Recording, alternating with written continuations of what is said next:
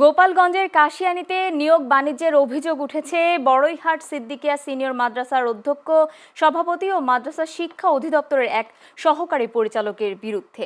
Managing কমিটির সদস্যদের না জানিয়ে দুটি পদে নিয়োগ দেয়ায় এলাকায় তোলপাড় সৃষ্টি হয়েছে। এ বিষয়ে জানতে গেলে ঘটনা ধামাচাপা দিতে চ্যানেল এস-এর প্রতিবেদককে টাকা দেওয়ার চেষ্টা করেন অধ্যক্ষ ও সভাপতি। প্রতিনিধি মোহাম্মদ রায়হান মুন্সি জসিমের পাঠানো তথ্য ভিডিও চিত্রে বিস্তারিত ডেস্ক রিপোর্টে।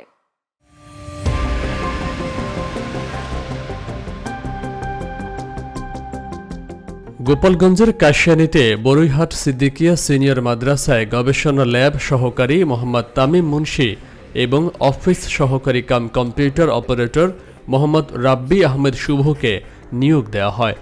অভিযোগ রয়েছে অর্থনৈতিক লেনদেনের মাধ্যমে নিয়োগ পাওয়া দুজনই মাদ্রাসা শিক্ষা অধিদপ্তরের সহকারী পরিচালক বেনজির আহমেদের স্বজন।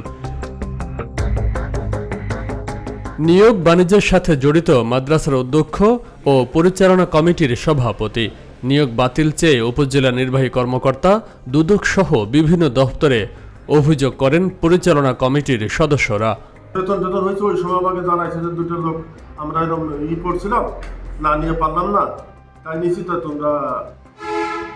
তোমাদের জানালাম।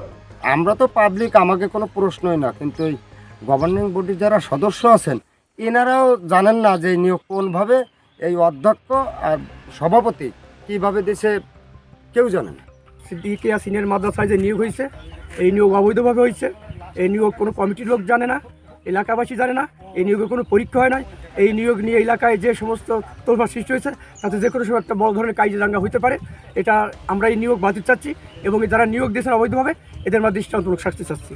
এ বিষয়ে জানতে গেলে চ্যানেল এস-এর প্রতিবেদককে প্রথমে টাকা দিয়ে ঘটনা ধামাচাপা দেওয়ার চেষ্টা করেন মাদ্রাসার অধ্যক্ষ মাওলানা মাহমুদুর রহমান এবং পরিচালনা কমিটির সভাপতি মাওলানা মুজিবুর রহমান।